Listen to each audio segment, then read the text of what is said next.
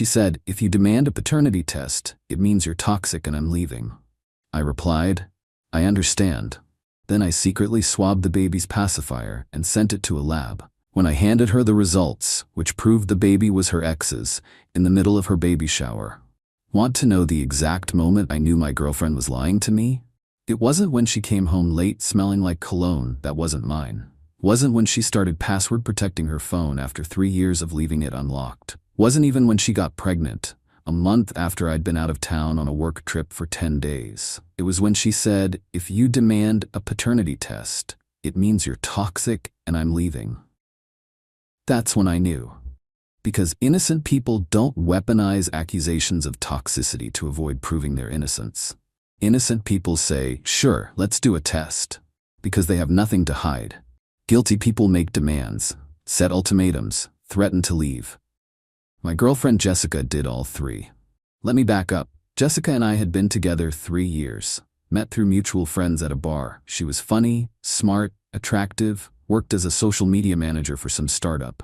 I'm in finance, commercial lending. We moved in together after a year. Normal relationship stuff. No major red flags. Until there were. It started 6 months ago. She got a new client. Some influencer guy named Trent. Yes, Trent. That should have been my first clue. Trent was one of those entrepreneur mindset guys. Posted shirtless photos with captions about crushing your goals and manifesting abundance. Had 200K followers who thought his generic advice about waking up at 5 a.m. was revolutionary. He hired Jessica's company to manage his brand partnerships. She started working late. Really late. Trent needs his content calendar done tonight. Trent wants to discuss strategy over dinner. Trent needs me to attend this event with him for networking. I'm not a jealous guy, I'm a practical guy. And practically speaking, no client needs their social media manager at 11 p.m. on a Tuesday. But I trusted her. Stupid. I had to go to Chicago for a week and a half in March for work. Commercial real estate deal. Big client, couldn't get out of it. While I was gone, Jessica went radio silent. Barely answered texts, claimed she was swamped with work. Posted on Instagram exactly twice, both times at Trent's events. I came back March 15th. She was different, distant, started fights about nothing, said I was emotionally unavailable and not prioritizing the relationship. Classic projection. Then April 14th, she sat me down, said she had something to tell me. She was pregnant. I did the math immediately. I'd been gone March 5 to 15. If she got pregnant while I was gone, that meant... But I stayed calm. When did this happen? I don't know exactly. Late February, early March? I was gone most of early March. I know, but we had sex February 28th, remember? I did remember. It was forgettable sex. She'd been on her phone half the time. Okay, I said. So you're about 5 weeks along? The doctor said 5 to 6 weeks. It's hard to pinpoint exactly. 5 to 6 weeks from April 14th. That put conception around early to mid-March. I'd been in Chicago March 5-15. The math didn't work unless she got pregnant February 28th or earlier. And we hadn't had sex in the weeks before that. She'd been too stressed with work. But I didn't say any of that. I said, "Okay, we'll figure this out." She cried. Said she was scared. Said she didn't know if she was ready. I held her like an idiot. Over the next few weeks, she decided to keep it. Said she couldn't go through with an abortion, which was fine. Her body, her choice. But I had a choice too. The pregnancy progressed. Morning sickness, cravings, mood swings, all the standard stuff. But things felt off. She was secretive about doctor appointments. You don't need to come to every one. When I insisted on going to the 12-week ultrasound, she seemed annoyed. At the appointment, the tech asked about the due date. Jessica said December 15th. I did the math. That put conception around mid-March. I'd been in Chicago March 5-15. We'd had sex February 28th. If conception was mid-March, that was 2 weeks after I left. 2 weeks while I was gone. I asked the tech, how accurate are due dates? Plus or minus 2 weeks usually. It's an estimate based on fetal size. So the baby could have been conceived any time from late January to mid-March. That 2-week window. That's what she was banking on. I brought it up casually. Should we do one of those early paternity tests? Just to have everything documented. Her face changed. Why would we need that? Just standard practice. Good to have medical records complete. Are you saying you don't think it's yours? I'm not saying anything. I'm saying it's smart to have documentation. That's fucked up. You don't trust me. It's not about trust. It's about being thorough. No, it's about trust. If you trusted me, you wouldn't need a test. If you have nothing to hide, the test shouldn't be a problem. That's when she said it. If you demand a paternity test, it means you're toxic, and I'm leaving. Just like that. Ultimatum. No discussion. Agree to accept her word or lose her. I looked at her, really looked at her, saw the defensiveness, the guilt, the fear, and I said, I understand. She relaxed, smiled, hugged me. Thank you. I knew you'd see reason. We're going to be great parents. I nodded, hugged back, started planning. That night I did research. At-home paternity tests. Completely legal. No permission needed from the mother. Just need baby's DNA and father's DNA. Results in 3 to 5 business days. Admissible in court in most states. But I had to wait. Baby wasn't born yet. Couldn't test until birth. So I waited. Played the supportive boyfriend, went to doctor appointments, held her hand during ultrasounds, painted the nursery, built the crib, all of it. The nursery was painted a soft blue. Jessica picked out bedding with little elephants. I assembled the crib, the changing table, the rocking chair, made it look perfect. Meanwhile, I documented everything. Saved copies of texts where she mentioned Trent, screenshotted her Instagram likes on his posts, built a timeline of her behavior. Just in case. Because if I was wrong, if the baby was mine, I needed to know I'd done everything right, been the good boyfriend, the good father-to-be. And if I was right, if the baby wasn't mine, I needed evidence for why I'd been suspicious, why I'd felt justified in testing, and watched. She stopped mentioning Trent as much, said the contract ended. But I checked his Instagram. She was still liking his posts, within minutes of him posting. At 2 a.m., at 6 a.m., at noon, all hours. You don't casually follow your ex-client's social media that closely. I watched her scroll through her phone, thumb moving faster when she got to his posts. Watched her smile at things he posted. Watched her type comments then delete them before posting. Like she knew she shouldn't, but couldn't help herself. 7 months of watching. 7 months of pretending everything was fine. 7 months of building a nursery for a baby that might not be mine. The baby was born December 15th. Boy. 7 pounds, 2 ounces. Dark hair, brown eyes. I have blue eyes. Jessica has green eyes. Brown eyes are dominant, sure, but the hair caught my attention. My entire family is blonde. Jessica's family is auburn and light brown. This kid had hair so dark it was almost black. Like Trent's. But I didn't say anything. I held him, smiled for photos, cut the umbilical cord. Did all the dad things, and waited for my moment. Hospital gave us a pacifier for the baby. One of those green rubber ones. Baby used it constantly. Day 2, morning.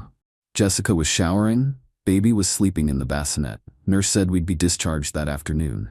I took the pacifier, swabbed the inside with a sterile Q-tip from the paternity test kit I'd bought online weeks earlier. Ordered it to my office, arrived discreetly, stored in my desk drawer. Stored the swab in the provided container. Also swabbed my own cheek. Then I washed the pacifier, gave it back to the baby. Before discharge, the nurse brought birth certificate paperwork. Jessica was holding the baby, exhausted but happy. We need both parents to sign, the nurse said. Can we take it home and bring it back? I asked. Want to make sure all the info is perfect. Nurse frowned. Usually we do it before discharge, but you have 5 days to submit it. Perfect. We'll bring it back tomorrow. We were discharged at 3 p.m. I told Jessica I'd go get the car. Instead, I went to the hospital parking lot, found a FedEx drop box 2 blocks away, mailed the kit overnight. We didn't file the birth certificate. I kept making excuses. Let's wait until you're feeling better. Want to make sure the name is right. I'll drop it off this week. Week turned into 2 weeks. Jessica mentioned it once. Did you ever file the birth certificate? I'll handle it this week. Don't worry about it. She was too overwhelmed with the baby to push, and I kept delaying. By the time the test results came back, it still wasn't filed. No legal obligation, no paternity established, clean slate. Results came in 5 business days. I had them sent to my work address. December 27th, I opened the envelope in my office. Probability of paternity, 0.00%. Excluded. I wasn't the father. I stared at that paper for 20 minutes, let it sink in. Then I started planning. Jessica had already started planning a baby shower. Late, I know, usually you do it before the baby's born, but she'd been too stressed to plan it earlier, so her mom was throwing one now. More of a welcome baby party. January 5th, 1 week away. Those 1 week, I played the perfect boyfriend. Supportive, attentive, helpful. Jessica's mom asked me to help finalize the guest list. I made sure everyone important was confirmed. Both families, all her friends, all my friends, her coworkers, my coworkers. The bigger the audience, the better. She asked if I wanted to help pick decorations. Whatever you think is best, I said. She went with classic baby blue. Balloons, banners, table centerpieces with little teddy bears. Her mom had rented a venue, country club event space. Nice place, expensive. She was really going all out. Guest count 60 people confirmed. Maybe more with plus ones. Registry at Target and Amazon. Gifts rolling in daily. Jessica would squeal every time a package arrived. Look, someone got us the diaper genie. Us. Always us. Like I was going to be changing diapers. I smiled, nodded, helped her organize the nursery, and I planned. The thank you cards were my idea. We should have nice ones printed, I told Jessica. Something people can keep. That's sweet, she said. But I'm so overwhelmed. Can you handle it? Of course. Perfect. I told Jessica I'd take care of printing the thank you cards for the shower. She was grateful, said she was too overwhelmed with breastfeeding and sleep deprivation. I designed the cards myself. Simple, elegant. Front said, "Thank you for celebrating with us." Inside was blank. I told her we'd handwrite personal notes after the party. But I printed an extra batch, different inside text. The morning of January 5th, Jessica was excited. Hair done, makeup perfect, new dress that probably cost $300. She looked happy. I felt nothing. We got to the venue, a country club event space Jessica's mom had booked, decorated with blue balloons, "It's a boy" banners, photos of the baby everywhere. People arrived, gifts piled up, everyone cooing over the baby. Jessica's mom making speeches about becoming a grandmother. My mom holding the baby, crying with joy. I watched it all, waiting. The party had a schedule. Noon, arrival and mingling. 1 p.m. lunch, 2 p.m. games, 3 p.m. gift opening, 4 p.m. cake and departure. At 2:45 p.m. during the games I excused myself, went to my car, got the envelope, the paternity test results and the stack of special thank you cards I'd printed. Came back inside. At 3 p.m., Jessica's mom announced gift opening. Jessica sat in the designated chair, baby in a bassinet next to her. Everyone gathered around. She opened gifts, blankets, clothes, toys, books, standard baby shower stuff. Everyone clapping, taking photos. I waited until she was almost done. Then I stood up. "Before we finish," I said, "I have something." Jessica looked at me, smiled. "Aw, babe, you didn't have to get me anything else." I didn't. "This is just something we need to share with everyone." Her smile faltered. "What?" I pulled out the envelope. When the baby was born, I did what any responsible father would do. I made sure all the medical documentation was complete and accurate. Her face went white. "So I had a paternity test done." The room went silent. Jessica stood up. "What are you talking about?" "I'm talking about this." I pulled out the results, held them up.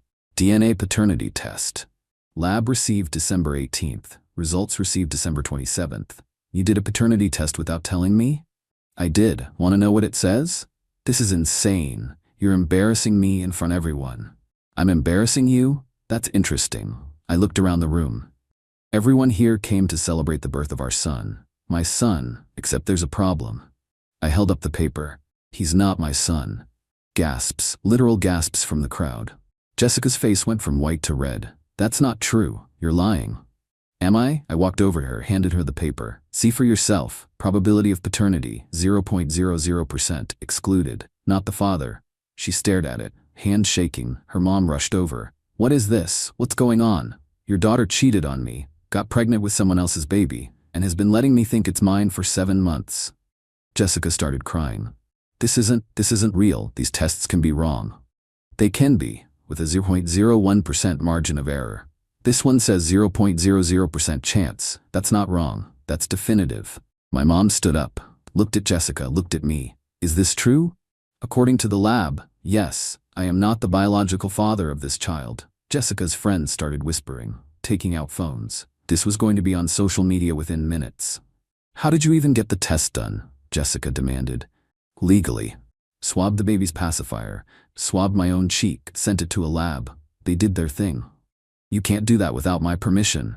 Actually, I can. Fathers have the right to determine paternity. No mother's permission required. It's completely legal. Her dad stood up. Who's the father? Jessica looked at the floor. Would it be Trent? I asked. Your ex-client? The influencer guy you were spending all those late nights with? She closed her eyes, didn't deny it. I'll take that as a yes. The room erupted, people talking over each other, Jessica's mom crying, my mom demanding answers, friends filming on their phones. I pulled out the stack of cards, the special thank you cards. I took the liberty of preparing these for everyone. I started handing them out. Since you all came here to celebrate, people opened them, read them. Inside, I'd printed, "Thank you for coming to celebrate what we thought was a joyous occasion. Unfortunately, DNA testing has revealed that this child is not mine. Jessica has been unfaithful. The father is another man. I will not be financially or emotionally responsible for this child. All gifts intended for me should be returned. I apologize for the deception, though it was not mine." Followed by a copy of the paternity test results. Smaller print, but legible. People stared at the cards, looked at Jessica, looked at me. "You're a fucking psychopath," Jessica spat. "I'm a guy who got cheated on and decided not to raise another man's kid.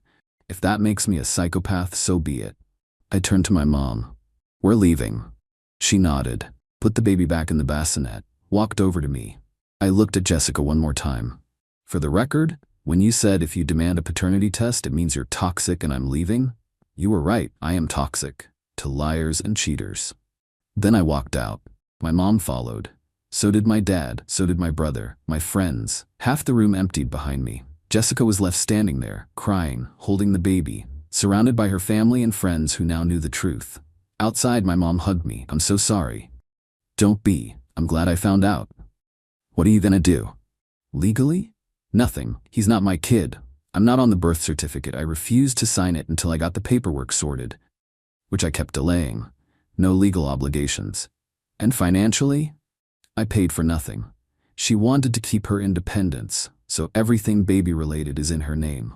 Apartment lease is mine. She's not on it. She'll have to find a new place."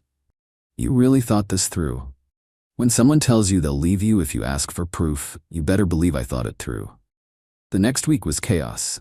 Jessica tried calling. I blocked her. She tried texting. Blocked. She tried emailing. Spam folder. Her mom tried calling. "You humiliated her. You're a monster." She cheated on me and tried to pass off another man's baby as mine. But I'm the monster? You did this in public, in front of everyone. She lied to me in private for 7 months. I figured public truth was fair. Her dad tried a different approach. "Look, I get it. You're angry, but this affects the baby. He's innocent." "You're right. He is innocent, and his father should step up and take care of him. That father is Trent, not me. Trent doesn't know. Then Jessica should tell him, not my problem." Her friends tried the social media route, posted about me, called me every name in the book. Toxic, abusive, cruel, manipulative. One of her friends, Melissa, posted a thread on Twitter. "Men who demand paternity tests are insecure and controlling. If you loved her, you'd trust her." This man humiliated my friend at her baby shower because he's a narcissist who can't handle not being the center of attention. Got 50K likes, comments agreeing. Men are trash. This is why women don't trust men. Paternity tests should require consent from both parents. Another friend posted on Instagram, "My girl Jessica is going through hell because her toxic ex couldn't accept that she's a strong, independent woman. He ambushed her at a party to publicly shame her." This is abuse. That one got shared to Facebook, then TikTok. Someone made a video. Storytime, man ruins baby shower with fake paternity test. For about 48 hours, I was internet enemy number 1. Then my friends started posting screenshots of Jessica's texts with Trent from her laptop that I'd found. "Can't wait to see you tonight. Last night was amazing. I think about you constantly." Timeline showing I was in Chicago when she likely got pregnant. Photos of Trent and Jessica at his events, standing way too close, his hand on her lower back, her looking at him the way she used to look at me. And the paternity test. Full resolution. Lab name visible, date visible, results clear. Within 24 hours the narrative flipped. Oh shit, he actually had proof. Wait, she really cheated? If the test is real, he had every right. She literally tried to baby trap him. Melissa deleted her thread. Too late. Screenshots exist forever. Instagram friend deleted her post. Changed her bio to private. The TikTok video got flooded with comments. Update your story. He was telling the truth. This aged like milk. Delete this, sis. They deleted it, but people had downloaded it, reposted it everywhere, with corrections. Jessica's reputation was destroyed. And unlike her trying to destroy mine, this destruction was based on actual facts. I didn't respond, didn't defend myself, let them scream into the void.